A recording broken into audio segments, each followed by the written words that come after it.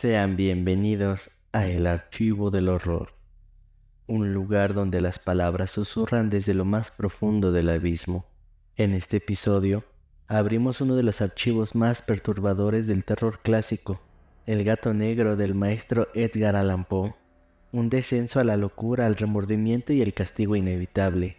Apaga la luz y escucha con atención. Comenzamos.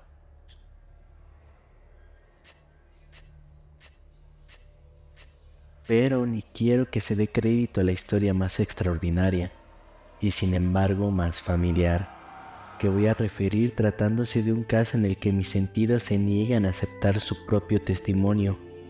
Yo habría de estar realmente loco si así lo creyera. No obstante, no estoy loco y con toda seguridad no sueño, pero mañana puedo morir, y quisiera aliviar hoy mi espíritu. Mi inmediato deseo es mostrar al mundo clara, concretamente y sin comentarios, una serie de simples acontecimientos domésticos que por sus consecuencias me han aterrorizado, torturado y anonadado. A pesar de todo, no trataré de esclarecerlos. A mí casi no me han producido otro sentimiento que el del horror, pero a muchas personas les parecerán menos terribles que Barroca. Tal vez más tarde haya una inteligencia que reduzca mi fantasma al estado de lugar común. Alguna inteligencia más serena, más lógica y mucho menos excitable que la mía, encontrará tan solo en las circunstancias que relato con terror una serie normal de causas y defectos naturalísimos. La docilidad y humanidad de mi carácter sorprendían desde mi infancia. Tan notable era la ternura de mi corazón que había hecho de mí el juguete de mis amigos. Sentía una auténtica pasión por los animales, y mis padres me permitieron poseer una gran variedad de favoritos. Casi todo el tiempo lo pasaba con ellos, y nunca me consideraba tan feliz como cuando les daba de comer o los acariciaba. Con los años aumentó esta particularidad de mi carácter, y cuando fui un hombre hice de ella una de mis principales fuentes de gozo. Aquellos que han profesado afecto a un perro fiel y sagaz no requieren la explicación de la naturaleza o intensidad de los gozos que eso puede llegar a producir. En el amor desinteresado de un animal, en el sacrificio de sí mismo, hay algo que llega directamente al corazón, del que con frecuencia ha tenido ocasión de comprobar la amistad mezquina y la frágil fidelidad del hombre natural. Me casé joven.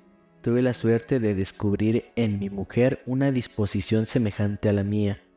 Habiéndose dado cuenta de mi gusto por estos favoritos domésticos, no perdió ocasión alguna de proporcionármelos. De las especies más agradables, tuvimos pájaros, un pez de color de oro, un magnífico perro, conejos, un mono pequeño y un gato. Este último animal muy fuerte y bello, completamente negro y de una sagacidad maravillosa. Mi mujer, que era en el fondo algo supersticiosa, hablando de su inteligencia, aludía frecuentemente a la antigua creencia popular que consideraba que todos los gatos negros como brujas disimuladas. Aludía frecuentemente a la antigua creencia popular que consideraba a todos los gatos negros como brujas disimuladas. No quiere esto decir que hablara siempre en serio sobre este particular, y lo consigo sencillamente porque lo recuerdo. Plutón, así se llamaba el gato, era mi predilecto. Solo yo le daba de comer y a donde quiera que fuese me seguía por la casa. Incluso me costaba trabajo impedirle que me siguiera por la calle. Nuestra amistad subsistió así algunos años, durante los cuales mi carácter y mi temperamento, me sonroja confesarlo, por causa del demonio de la intemperancia, sufrió una alteración radicalmente funesta. De día en día me hice más taciturno, más irritable, más indiferente a los sentimientos ajenos. Empleé con mi mujer un lenguaje brutal y con el tiempo la afligí incluso con violencia. La afligí incluso con violencias personales. Naturalmente, mi pobre favorito debió de notar el cambio de mi carácter. No solamente no les hacía caso alguno, sino que los maltrataba. Sin embargo, por lo que se refiere a Plutón, aún despertaba en mí la consideración suficiente para no pegarle. En cambio, no sentía ningún escrúpulo en maltratar a los conejos, al mono e incluso al perro. cuando por casualidad o afecto se cruzaban en mi camino, pero iba secuestrándome mi mal. ¿Por qué? ¿Qué mal admite una comparación con el alcohol? Andando el tiempo, el mismo Plutón que envejecía y naturalmente se hacía un poco huraño, comenzó a conocer los efectos de mi perverso carácter.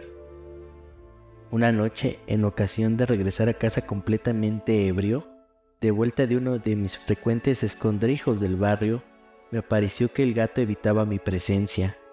Lo cogí, pero él, horrorizado por mi violenta actitud, me hizo en la mano con los dientes una leve herida.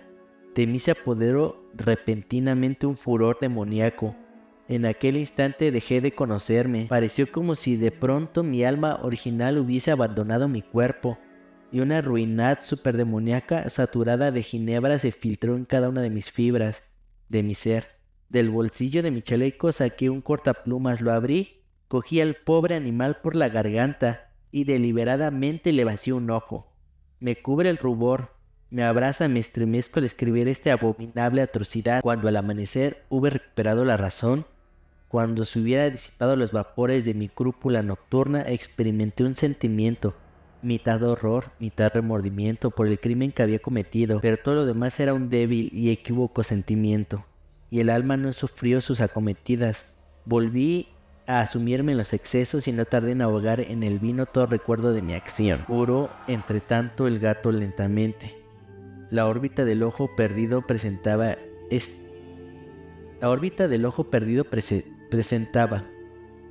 es cierto, un aspecto espantoso, pero después con el tiempo no pareció que se daba cuenta de ello. Según su costumbre, iba y venía por la casa, pero como debí de suponerlo, en cuanto veía que me aproximaba a él, huía aterrorizado. Me quedaba aún lo bastante de mi antiguo corazón para que me afligiera aquella manifiesta antipatía en una criatura que tanto me había amado anteriormente. Pero este sentimiento no tardó en ser desalojado por mi irritación.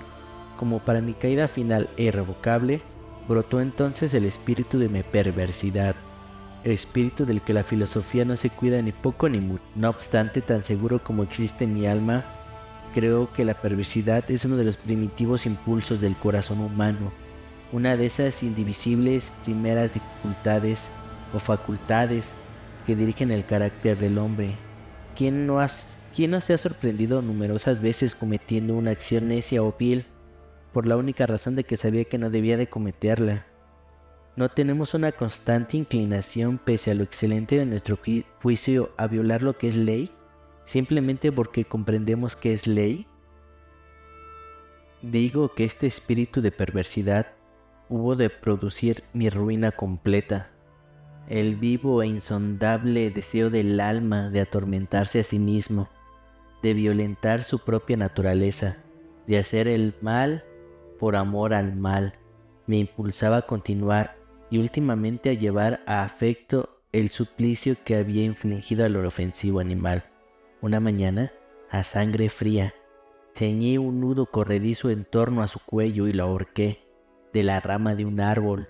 Lo ahorqué con mis ojos llenos de lágrimas, con el corazón desbordante del más amargo remordimiento. Lo ahorqué porque sabía que él me había amado y porque reconocía que no me había dado motivo alguno para encolerizarme con él. Lo ahorqué porque sabía que al hacerlo cometía un pecado mortal que comprometía mi alma inmortal hasta el punto de colocarla, si esto fuera posible, lejos incluso de la misericordia infinita del muy terrible y misericordioso Dios. En la noche siguiente, al día en que fuese cometida una acción tan cruel, me despertó del sueño un grito de ¡fuego! Ardían las cortinas de mi lecho. La casa era una gran hoguera. No sin grandes dificultades, mi mujer, un criado y yo logramos escapar del incendio. La destrucción fue total. Quedé arruinado y me entregué desde entonces a la desesperación. No intento establecer relación alguna entre causa y efecto con respecto a la atrocidad y el desastre. Estoy por encima de tal debilidad, pero me limito a dar cuenta de una cadena de hechos y no quiero omitir el menor eslabón. Visité las ruinas el día siguiente al del incendio, excepto una de todas las paredes que se habían derrumbado. Esta sola excepción La constituía un delgado tabique interior, situado casi en la mitad de la casa, contra el que se apoyaba la cabecera de mi lecho. Allí, la fábrica había resistido en gran parte a la acción del fuego, hecho que atribuí a haber sido renovada recientemente. En torno a aquella pared se congregaba la multitud y numerosas personas examinaban una parte del muro con atención viva y minuciosa. Excitaron mi curiosidad las palabras extraño, singular y otras expresiones parecidas. Me acerqué y vi a modo de un bajo relieve esculpido sobre la blanca superficie la figura de un gigantesco gato. La imagen estaba copiada con una exactitud realmente maravillosa. Rodeaba el cuello del animal una cuerda. Apenas hube visto esta aparición, porque yo no podía considerar aquello más que como una aparición. Mi asombro y mi terror fueron extraordinarios. Por fin vino en mi amparo la reflexión. Recordaba que el gato había sido ahorcado en un jardín contiguo a la casa. A los gritos de alarma el jardín fue invadido inmediatamente por la muchedumbre, y el animal debió de ser descolgado por alguien del árbol y arrojado a mi cuerpo por una ventana abierta. Indudablemente se hizo esto con el fin de despertarme. El derrumbamiento de las restantes paredes había comprimido a la víctima de mi crueldad en el yeso recientemente extendido. La cal del muro en combinación con las llamas y el amoníaco del cadáver produjeron la imagen tal como yo la veía, aunque prontamente satisfací a mi razón, ya que no por completo mi conciencia. Aunque prontamente satisfice así a mi razón, ya que no por completo mi conciencia, no dejo sin embargo de grabar en mi imaginación una huella profunda, el sorprendente caso que acabo de dar cuenta. Durante algunos meses no pude liberarme del fantasma del gato, y en todo este tiempo nació en mi alma una especie de sentimiento que se parecía, aunque no lo era, al remordimiento. Llegué incluso a lamentar la pérdida del animal y a buscar en torno mío en los miserables tugurios que a la sazón frecuentaba otro favorito de la misma especie y de facciones parecidas que pudiera sustituirle. Hallábame sentado una noche, medio aturdido en un bodegón infame, cuando atrajo repentinamente mi atención un objeto negro que yacía en lo alto de uno de los inmensos barriles de ginebra o ron que componían el mobiliario más importante de la sala. Así ya algunos momentos que me miraba a lo alto del tonel y me sorprendió no haber advertido el objeto colocado encima. Me acerqué a él y lo toqué. Era un gato negro, enorme, tan corpulento como Plutón, al que se parecía en todo, menos en un pormenor. Plutón no tenía un solo pelo blanco en todo el cuerpo, pero este tenía una señal ancha y blanca, aunque de forma indefinida, que lo cubría casi en toda la región del pecho. Apenas puse en él mi mano, se levantó repentinamente, ronroneando con fuerza. Se restregó contra mi mano y pareció contento de mi atención. Era pues el animal que yo buscaba. Me apresuré a proponer al dueño su adquisición, pero este no tuvo interés alguno por el animal, ni le conocía ni le había visto hasta entonces. Continué acariciándole, y cuando me disponía a regresar a mi casa, el animal se mostró dispuesto a seguirme. Se lo permití, e inclinándome de cuando en cuando caminamos hacia mi casa, acariciándole. Cuando llego a ella se encontró como si fuera la suya, y se convirtió rápidamente en el mejor amigo de mi mujer. Por mi parte, no tardó en formarse en mí una antipatía hacia él. Era pues precisamente lo contrario de lo que yo había esperado. No sé cómo ni por qué sucedió esto, pero su evidente ternura me enojaba y casi me fatigaba. Paulatinamente estos sentimientos de disgusto y fastidio acrecentaron hasta convertirse en la amargura del odio. Yo evitaba su presencia. Una especie de vergüenza y el recuerdo de mi primera crueldad me impidieron que lo maltratara. Durante algunas semanas me abstuve de pegarle o de tratarle con violencia, pero gradual, insensiblemente llegué a sentir por él un horror indecible y a eludir en silencio como si huyera de la peste su odiosa presencia. Sin duda lo que aumentó mi odio por el animal fue el descubrimiento que hice a la mañana del día siguiente de haber llevado a casa. Como Plutón también, él había sido privado de uno de sus ojos. Sin embargo, esta circunstancia contribuyó a hacerle más grato a mi mujer, que como he dicho ya, poseía grandemente la ternura de sentimientos que fue en otro tiempo mi rasgo característico, y el frecuente manantial de mis placeres más sencillos y puros. Sin embargo, el cariño que el gato me demostraba parecía crecer en razón directa de mi odio hacia él. Con una tenacidad imposible de hacer comprender al lector, seguía constantemente mis pasos. En cuanto me sentaba, acurrucase bajo mi silla, o saltaba sobre mis rodillas cubriéndome con sus caricias espantosas. Si me levantaba para andar, se metía entre mis piernas y casi me derribaba. O bien clavando sus largas y agudas garras en mi ropa, trepaba por ellas hasta mi pecho. En esos instantes, aun cuando hubiera querido matarle de un golpe, me lo impedía en parte el recuerdo de mi primer crimen, pero sobre todo me apresuré a confesarlo, el verdadero terror del animal. Este terror no era positivamente el de un mal físico, y no obstante, me sería muy difícil definirlo de otro modo. Casi me avergüenza confesarlo, aunque esta celda de malhechor casi me avergüenza. Confesar que el horror y el pánico que me inspiraba el animal habíanse acrecentado a causa de una de las fantasías más perfectas que es posible imaginar. Mi mujer no pocas veces había llamado mi atención con respecto al carácter de la mancha blanca de que he hablado y que constituía la única diferencia perceptible entre el animal extraño y aquel que había matado yo. Recordará sin duda el lector que esta señal, aunque grande, tuvo primitivamente una forma indefinida, pero lenta, gradualmente por fases imperceptibles, y que mi razón se esforzó durante largo tiempo en considerar como imaginaria, había concluido adquiriendo una nitidez rigurosa de contornos.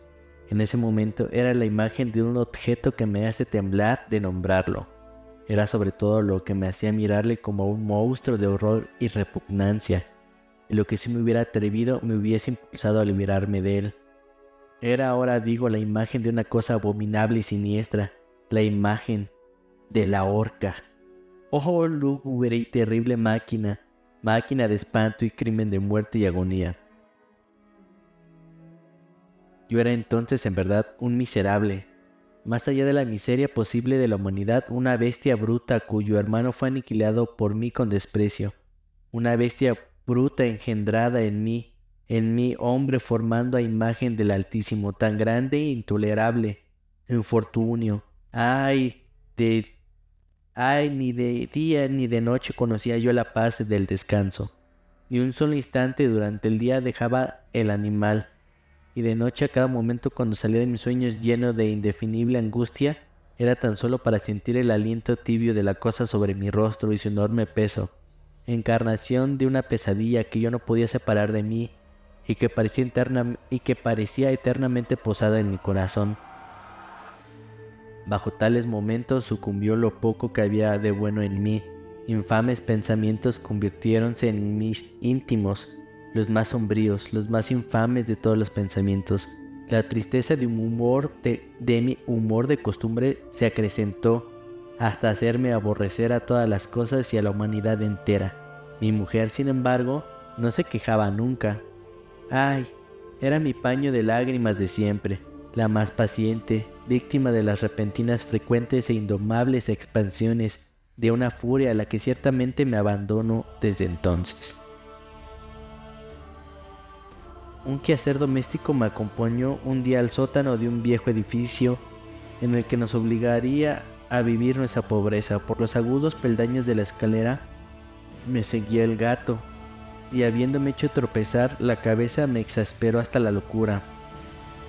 Apoderándome de un hacha y olvidando en mi furor el espanto pueril que había detenido hasta entonces, mi mano dirigí un golpe al animal, que hubiera sido mortal si le hubiera alcanzado como quería, pero la mano de mi mujer me detuvo de golpe. Una rabia más que diabólica me produjo esa intervención. Liberé mi brazo del obstáculo que lo detenía y le hundía a ella el hacha en el cráneo. Mi mujer cayó muerta instantáneamente, sin exhalar siquiera un gemido. Realizando el horrible asesinato inmediatamente y resueltamente procuré esconder el cuerpo. Me di cuenta de que no podía hacerlo desaparecer de la casa, ni de día ni de noche, sin correr el riesgo de que se enteraran los vecinos. Asaltaron en mi mente varios proyectos. Pensé por un instante en fragmentar el cadáver y arrojar al suelo los pedazos. Resolví después cavar una fosa en el piso de la cueva. Luego pensé arrojarlo en el pozo del jardín. Cambié la idea y decidí embalarlo en un cajón, como una mercancía en la forma de costumbre, y encargar un mandadero que se lo llevase de casa. Pero por último, me detuve ante un proyecto que consideré el más factible. Decidí emparedarlo en el sótano, como se dice que hacían en la Edad Media los monjes con sus víctimas. La cueva parecía estar construida a propósito para semejante proyecto. Los muros no estaban levantados con el cuidado de costumbre. No hacía mucho tiempo había sido cubierto en toda su extensión por una capa de yeso que no dejó endurecer la humedad. Por otra parte, había una saliente en uno de los muros, producido por una chimenea artificial o especie de hogar que quedó luego tapado y dispuesto de la misma forma que el resto del sótano. No dudé que me sería fácil quitar los ladrillos de aquel sitio, colocar el cadáver y emparedarlo, del mismo modo, de forma que ninguna mirada pudiese descubrir nada sospechoso. No me engañó mi cálculo. Ayudado por una palanca, separé sin dificultad los ladrillos. No dudando luego aplicado cuidadosamente el cuerpo contra la pared interior, lo sostuve en esta postura, hasta poder establecer sin gran esfuerzo toda la fábrica a su estado primitivo. Con todas las precauciones imaginables me preocupé una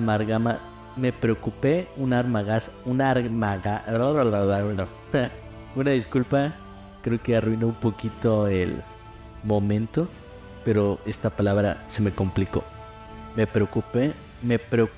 Me preocupé una argamasa de cal y arena.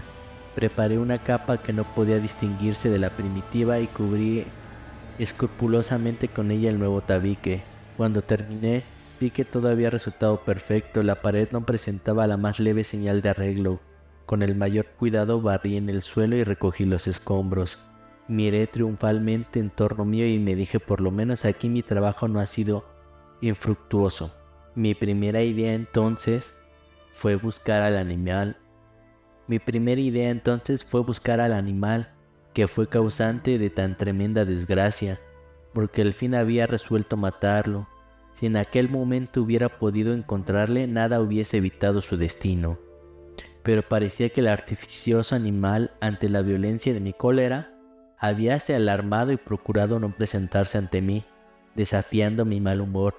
Imposible describir o imaginar la apacible sensación de alivio que trajo a mi corazón la ausencia de la detestable criatura.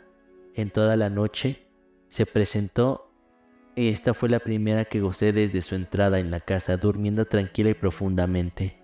Sí, dormí con el peso de aquel asesinato en mi alma. Transcurrieron el segundo y el tercer día. Mi verdugo no vino. Sin embargo, como un hombre libre, respiré una vez más en su terror.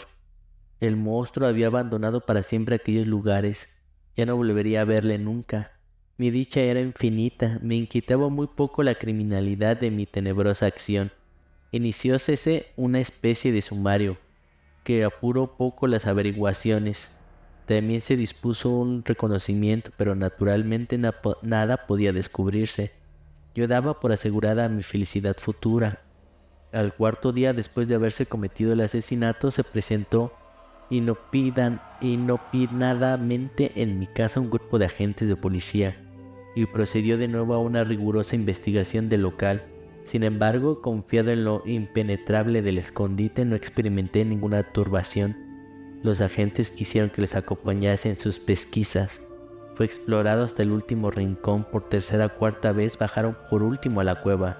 No me alteré lo más mínimo. Como el de un hombre que reposa en la inocencia, mi corazón latía pacíficamente. Recorrí el sótano de punta a punta. Crucé los brazos sobre mi pecho y me paseé indiferente de un lado a otro. Plenamente satisfecha, la policía se disponía a abandonar la casa. Era demasiado intenso el júbilo de mi corazón para que pudiera reprimirlo. Sentía viva la necesidad de decir una palabra tan solo a modo de triunfo, y hacer doblemente evidente su convicción con respecto a mi inocencia. Señores, dije por último cuando los agentes subían por la escalera, es para mí una gran satisfacción. Habrán desvanecido sus sospechas. Deseo a todos ustedes una buena salud y un poco más de cortesía. Dicho eso, sea de paso, señores, tienen ustedes aquí una casa construida. Apenas sabía lo que hablaba en mi furioso deseo de decir algo con aire deliberado. Puedo asegurar que esta es una casa excelentemente construida. Estos muros... ¿Se van ustedes, señores? Estos muros están construidos con una gran solidez. Entonces, por una fanfarroneada frenética, golpeé con fuerza con un bastón que tenía en la mano en ese momento, precisamente sobre la pared de tabique tras la cual yacía la esposa de mi corazón. Ah, que por lo menos Dios me proteja y me libre de las garras del archidemonio. Apenas hubiese hundido en el silencio el eco de mis golpes, me respondió una voz desde el fondo de la tumba. Era primero una queja velada y encontrada con el sollozo de un niño. Después enseguida se hinchó en él un prolongado y sonoro continuo completamente anormal e inhumano, un alarido, un aullido, mitad horror, mitad triunfo, como solamente puede brotar del infierno, horrible armonía que sugiere al unísono de las gargantas de los condenados en sus torturas y de los demonios que gozaban de la condenación. Sería una locura expresaros mis sentimientos. Me sentí desfallecer y tambaleando me caí contra la pared opuesta durante un instante. Detuviéronse en los escalones los agentes. El terror los había dejado atónitos. Un momento después, 12 brazos robustos atacaron la pared, que cayó a tierra de un golpe. El cadáver, muy desfigurado ya y cubierto de sangre coagulada, apareció rígido a los ojos de los circundantes. Sobre su cabeza, con las rojas fauces dilatadas y llameando el único ojo, se posaba el odioso animal, cuya astucia me llevó al asesinato y cuya reveladora voz me entregaba al verdugo. Yo había emparedado al monstruo en la tumba.